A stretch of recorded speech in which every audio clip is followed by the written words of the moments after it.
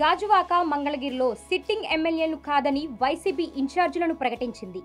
ఆసక్తికర అంశం ఏమిటంటే సీట్లు కోల్పోతున్న వారిద్దరూ రెడ్డి సామాజిక వర్గ నేతలు. కొత్తగా ఆ స్థానంలోకి వచ్చిన వారిద్దరూ బీసీలు.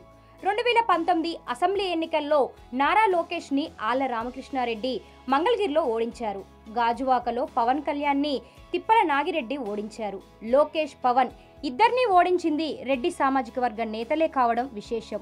మరో విశేషం ఏమిటంటే 2024 ఎన్నికల్లో విజేతలిద్దరూ ఆయా స్థానాలను కోల్పోవడం, ఆ ఇద్దరికి వైసీపీ టికెట్ ఇవ్వడం లేదని క్లారిటీ వచ్చేసింది. గాజువాక, మంగళగిరిలో సిట్టింగ్ ఎమ్మెల్యేలను కాదని వైసీపీ ఇన్ఛార్జీలను ప్రకటించింది. ఆసక్తికర అంశం ఏమిటంటే ఆ ఇద్దరు బీసీ నేతలు. మంగళగిరిలో పద్మశాలి అభ్యర్థి, మంగళగిరి నియోజకవర్గంలో బీసీ ఓట్లు, ముఖ్యంగా చేనేత వర్గానికి చెందిన ఓట్లు ఎక్కువగా ఉన్నాయి. గతంలో ఆళ్ల రామకృష్ణారెడ్డి గెలిచినా ఈసారి బీసీల ఓట్లను కొల్లగొట్టేందుకు టీడీపీ పావులు కదుపుతుంది. దీంతో అసలు బీసీనే లోకేష్కి పోటీగా నిలిపితే బాగుంటుందనే ఆలోచన చేశారు సీఎం జగన్. గంజి చిరంజీవిని అక్కడ వైసీపీ ఇన్ఛార్జీలుగా నియమించారు. ఆళ్ల అలిగిన లోకేష్ని బలంగా దెబ్బకొంటేందుకు తన వ్యూహం అమలు చేయక తప్పలేదు జగన్.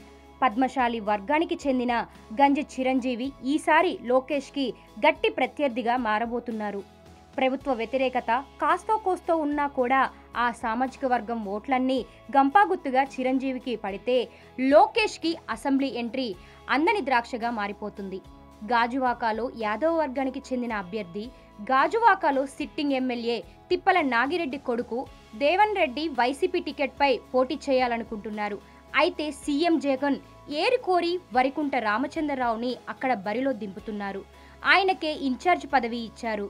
పవన్ కళ్యాణ్ ఈసారి కూడా గాజువాకలోనే పోటీ చేయాలనుకుంటున్నట్లు తెలుస్తుంది.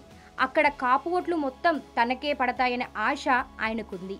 ఈసారి కాపు ఓట్లు వన్ సైడ్గా పవన్ కళ్యాణ్కే పడినా బీసీ ఓట్లు మాత్రం ఆయనకు దూరం అవుతాయని తెలుస్తుంది.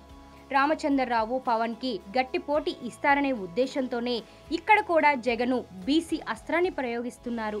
ఇద్దరు కీలక నేతలపై జగన్ ప్రయోగిస్తున్న ఈ బీసీ అస్త్రాలు ఎంతవరకు లక్ష్యాన్ని ఛేదిస్తాయో వేచి చూడాలి.